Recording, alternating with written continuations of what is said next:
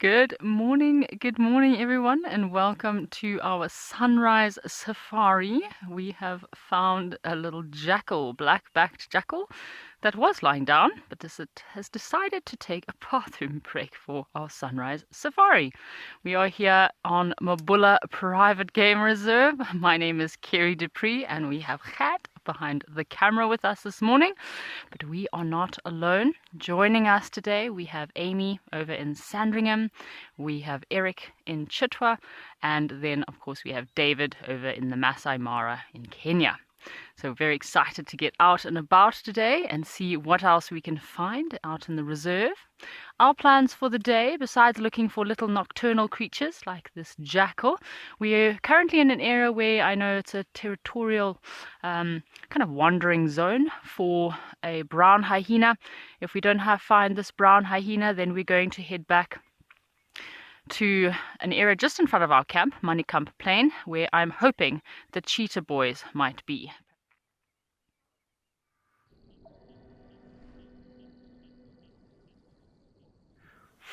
Now I'm still trying to get my balance, looking or searching for the paradise lions. But before doing that, I thought if maybe I give James his favorite animals to feed him, the ellis,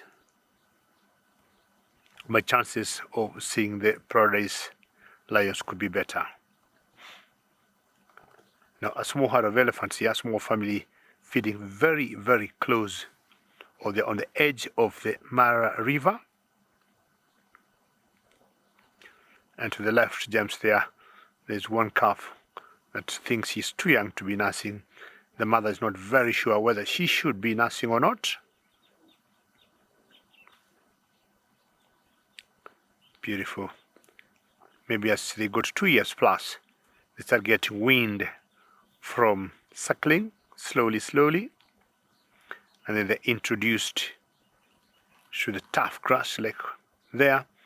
But you see, as they feed, and you're saying, Wakisha, you love seeing elephants. Wakisha, lovely. Elephants, also Wakisha, I'm sure you know that James's favorite animals to feed him, and always wonderful to hear your name. Most of the grass you see there, Wakisha, is what you call elephant grass. I'm not sure why you call it so, as much as they do eat it, but if you look at that one cow there, she is dealing with the acacia branches, what we call Acacia nilotica, and how they deal with the thorns. Like you see those thorns, they are looking like, snow on a Christmas tree. Those are white thorns. Acacias are very iconic trees of Africa. So these ellis here will avoid their grass that we have named after them, and they'll deal with different vegetation.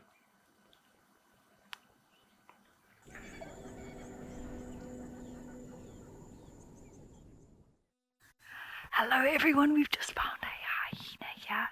This is very cool. I haven't seen a hyena up in this part of Sandringham ever. We're very up sort of north west. And just look at this beautiful stuff. We were following the line calls that we heard earlier, and it looks very curious. Keeps checking behind it. I see a wildebeest in the distance sort of on the right, but other than that, no signs of anything else. Haven't heard the lions again, but really cool. It's actually walking a little bit closer towards us, which is great.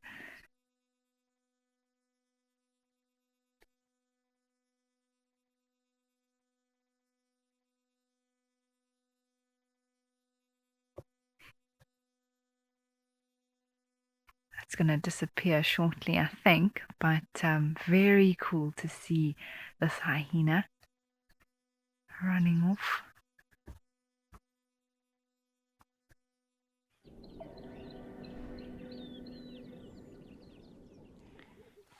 Oh my goodness, yes, finally got the pied kingfisher. This pied kingfisher has been very difficult to film.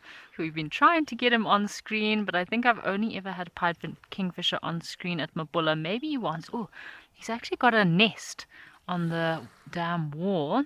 He's just gone into one of the little holes. So have a look here. This is the nest of the little pied kingfisher. can see the male and female will often sit on these trees right opposite the nest, guarding the nest, and they've been in and out of this little hole. Maybe they have some eggs in there.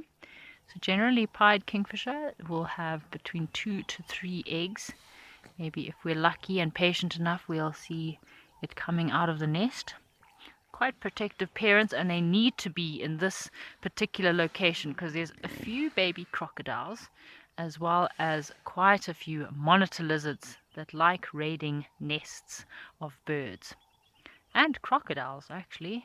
The monitor lizards can be quite a nuisance. Is he going to come out? Is he not going to come out? So kingfishers as well as your bee eaters really like to nest in banks, river banks, dam walls. Oh, did he come out? Oh, have a look. Some incredible camera work from Kat here. How cool! Finally getting that pied kingfisher on screen. This is a very cool sighting, especially because we've been trying to get them on screen for ages and they never sit around long enough. So we've got our little pod of hippo, and this morning 2 of the youngsters were sitting on the big male hippo's back. So it's quite interesting. Normally the youngsters will sit on their mother's back, but there were 2 youngsters sitting on the big male hippo's back.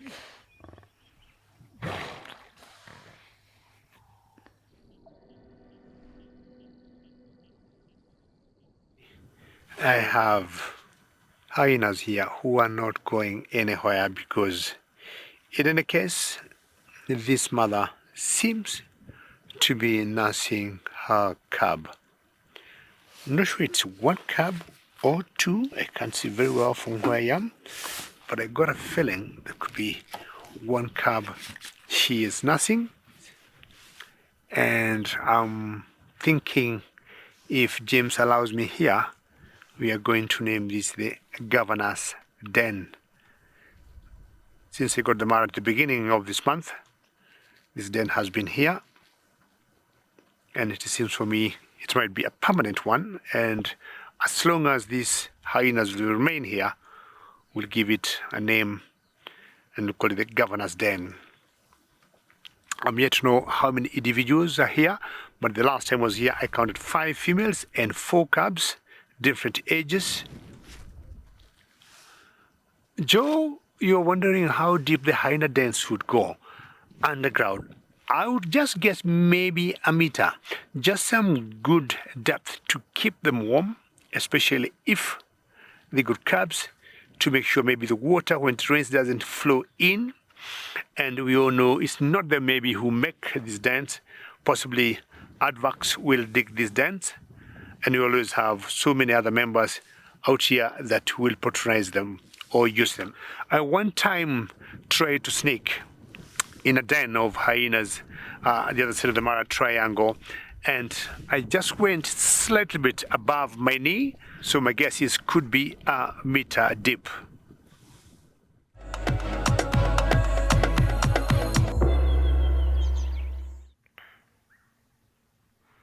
I've got some giant plated lizards here,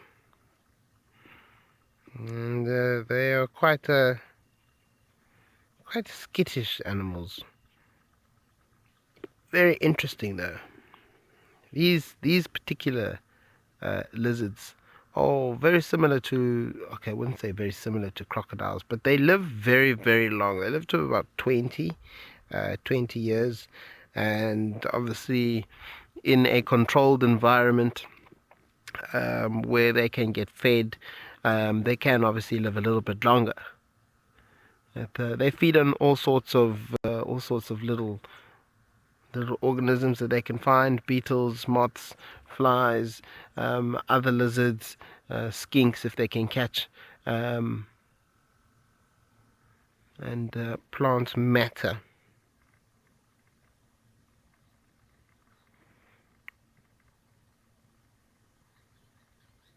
Now, we often talk about how lizards are able to regenerate limbs. You know, obviously if this one's been caught by, for example, a monitor lizard. Say the monitor lizard's got its tail. It has the ability to drop its tail, to detach it, and it can obviously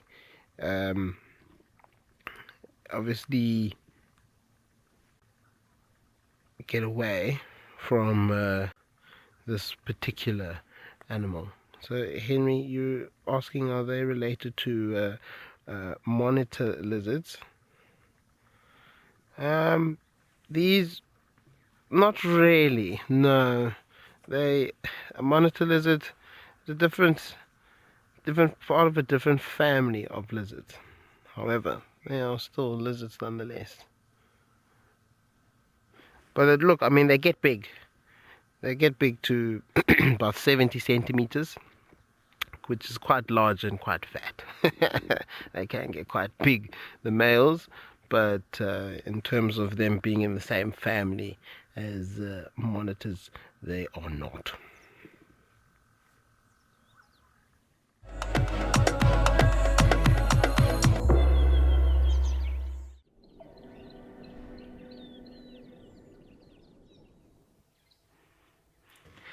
We have managed to find a queen. I can't tell you how excited I am. I do apologize. She is on a fence line. It's kind of what helped us find her today, because I've heard a few days ago she was also walking on a fence line. So as soon as I heard she might be in this area, I thought, well, let's take a chance and see. Maybe she's hit the fence line. She moved off from her impala kill that she had, and seems like she's now on a mission. And we have found all 3 cheetah on Mabula. I am so excited. My heart is beating. I've got like adrenaline through the roof. I can't even tell you. Oh my gosh. Gert said he didn't believe me when I said I found Q. Gert was like, no, not even. Like, oh my gosh, I'm so excited. But let's watch her for as long as we can. But very exciting. For our last day here at Mabula, we've managed to find all 3 of the cheetah. Animal lover, yes, she is a very beautiful girl. She really is the Queen of Mabula. And I would love to see what the interaction is with this female queen and the 2 boys. See what happens if they ever bump into each other. I thought the boys might be coming after her kill. Very, very cool. So she's been walking down this fence line. She's found a nice little spot of shade that she can lie up under and rest. So maybe just now we'll try to sneak a little bit closer, but again, we don't want to disturb her in any way from her daily missions. But any moment now, I mean, it's still a little bit of a chilly morning, so I think she might still be active for a bit longer. But as soon as it starts getting a bit warm, these cats like to go and hide in the shade somewhere, get out of the heat, and then wait, build up some energy to maybe make a hunt later in the day. But I mean, Queen has just made a kill a few days ago, so I don't think she's too concerned about hunting at this moment.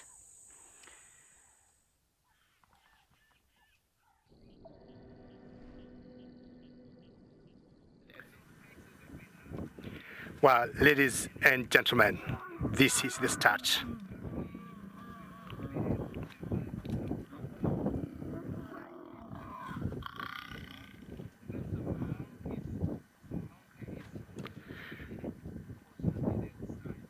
Hello, and jumbo, ladies and gentlemen. A very warm welcome to our sunset safari from the Masai Mara of Kenya. And that is how we have started our drive.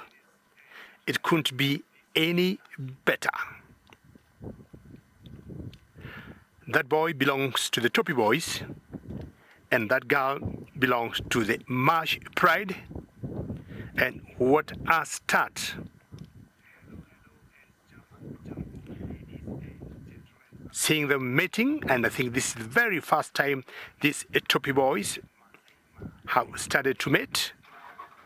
How exciting is this? Well, ladies and gentlemen, a very warm welcome to our safari.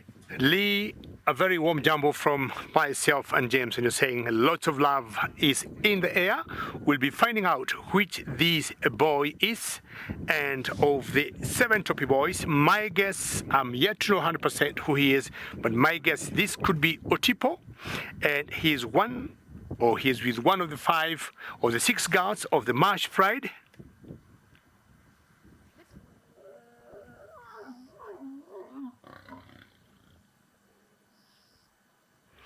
Well, ladies and gentlemen, for the second time in a span of about 20 minutes or so, or 25, we have seen a second mating from Otipo, and very well done, Otipo. This is the very beginning of this, if I may call it, bush or jungle honeymoon. And I don't think it's going to take long before we see it again. And what would happen, because they're just beginning. I was with them yesterday morning. Yes, I was with them yesterday morning. I didn't see any mating going on. So it must either started last night or today. And what will happen, the pace is going to catch up, or they're going to increase the intensity of mating.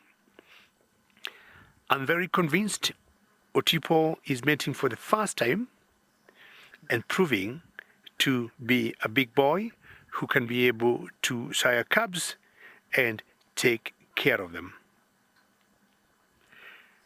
Wildearth, a very warm jumbo from the Masai Mara, and you're wondering whether these boys, the toppy boys, would kill the cubs we saw yesterday with the Paradise Pride.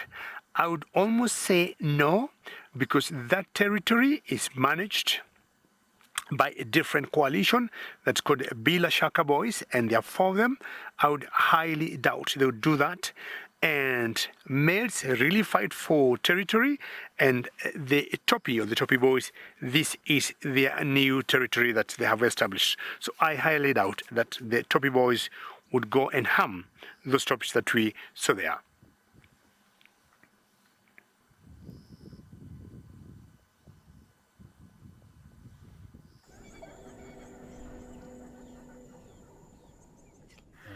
Wow, everybody, we've just watched this elephant sort of twist off this entire tree, a very big branch, and he's been playing around with it like it's just a twig. He picked up the entire thing from that one end like that, like it was nothing.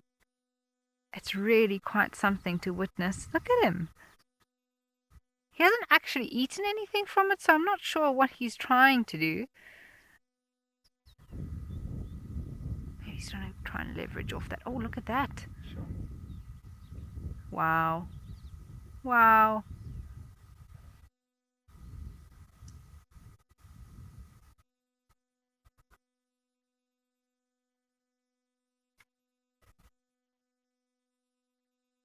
This is very interesting. Maybe he's trying to peel, so he'll try and take that and strip it down. Let's see if he pulls it backwards.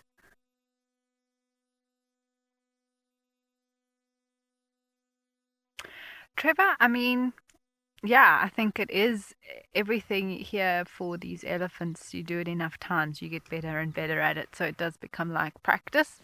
I do think he was obviously wanting to get this particular log away from the trees behind it because it was difficult to get to the bark he was after. But it looked like he was almost playing around with it a little bit. But elephants do enjoy some fun, so there could have been an element to that as well. And you can see the rest of the herd is all along the bank of the Timbavati here, spread out.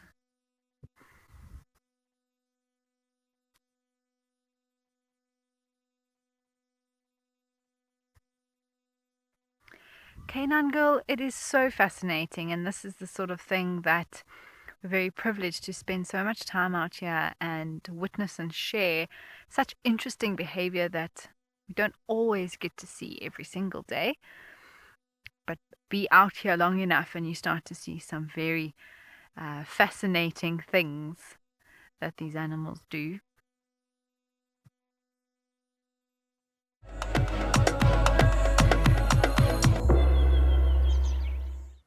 Oh. Well, ladies and gentlemen, have a look at this. This is remarkable. So some of you might remember over the course of the last few weeks, myself and Gert had discovered a green pigeon nest. And we discovered this lady sitting on the nest.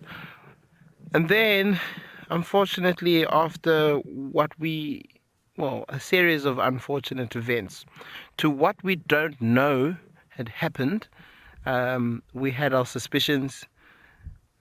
She had lost her clutch of eggs.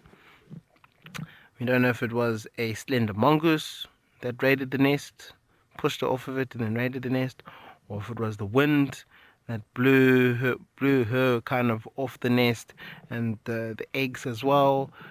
Maybe she was fleeing, because quite often when pigeons flee nests, eggs tend to fall out sometimes if they're fleeing from danger.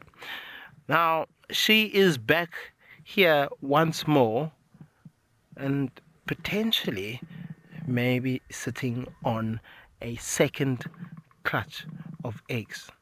This is astounding. Now, it is possible for them to lay a second clutch of eggs. However, it is dangerous because we know that obviously a lot of what's in the eggs is made of calcium.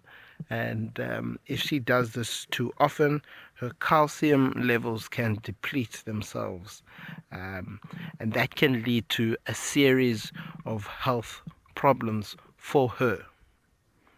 So this is probably the last time she will be able to lay a set of eggs this season. Tracy, she's got. Well, hopefully she does. And hopefully this clutch makes it, without being bullied by any other creatures and the wind. And hopefully she raises them until adulthood. But absolutely astounding. And the ability of animals to be able to bounce back, and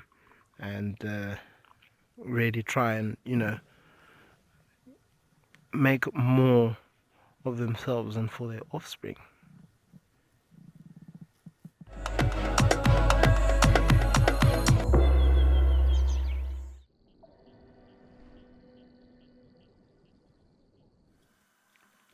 Now, I decided to leave the mating pair of lions and moved on to find out what could be happening in the laga.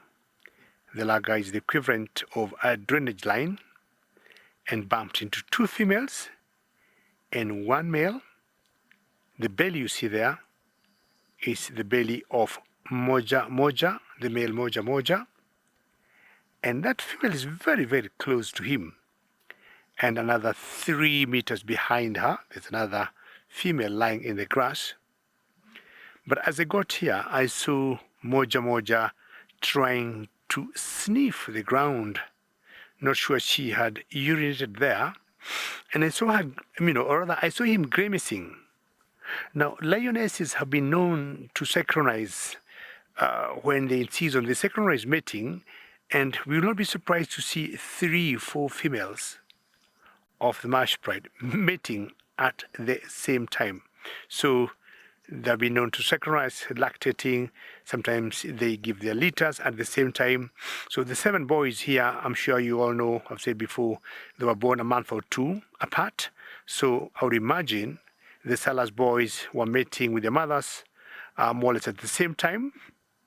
And in a span of about a month or 2, the 7 boys were born. Now, I will not be surprised to see that happen. And though in the thickets, I have seen another 3 males, so I can account for all the 5 boys of the toppy boys. I'm putting my head down because James has had me talking about 2 other boys. And that's one of them. I can't identify him very well when he's lying flat like that. But if we have Okingo where we came from, and then I just showed you Moja Moja, so this either could be Otipo or Zuri.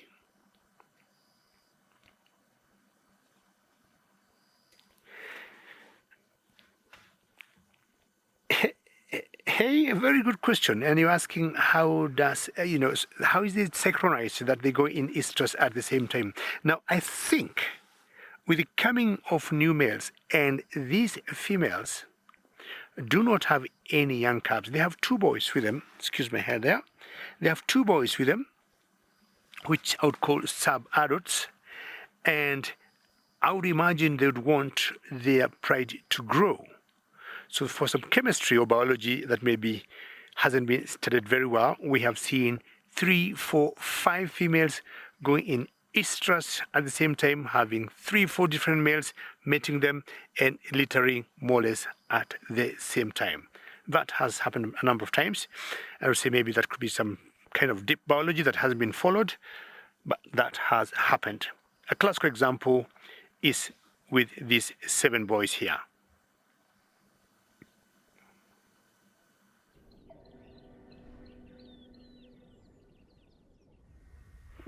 We've got ourselves a much better view here, and I can confirm this is Chitwa. I know that snout when I see it. She is lying ever so patiently, enjoying herself here in the sun on top of her termite mound within her territory. Perhaps maybe looking for an impala to particularly munch on.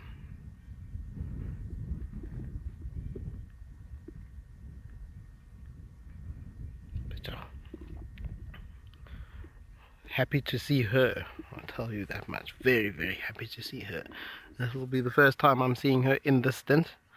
I've seen Shipuku obviously once, and Rulani on 2 occasions. Actually, we've seen a couple of leopards on this stint. So Shipuku once, Rulani on 2 occasions, obviously Chitwa now once, Kalamba on 2 occasions, and Leluka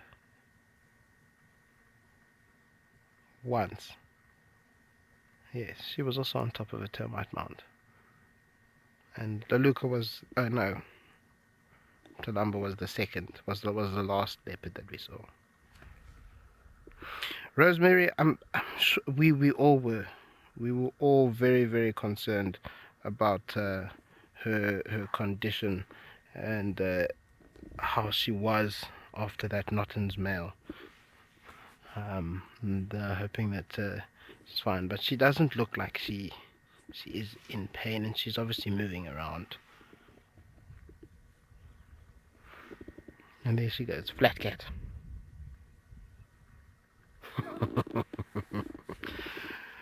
Now she's obviously spent quite a bit of time away from her subadult cat, so this could well be the beginning of their independence. Gillian, absolutely, this is a win. I feel like we've won here. I mean, we can't necessarily see her the best, but the fact that we're seeing her, definitely good. So we're very, very chuffed, very happy about that.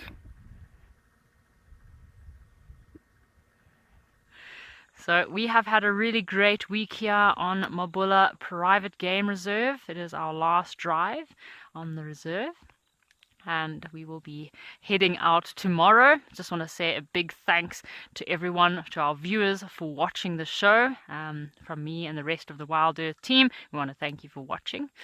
It's been quite exciting. Thanks to all the other guides out there for heading out and for everything that they have done to make this show absolutely incredible. We are going to carry on hoping for a last minute sighting, but in the meantime, I can't wait to see you next on screen. I'm not quite sure when that will be, but from Gert and myself, we'll be leaving you tomorrow.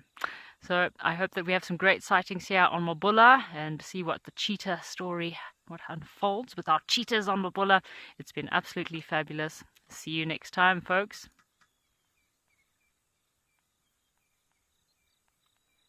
You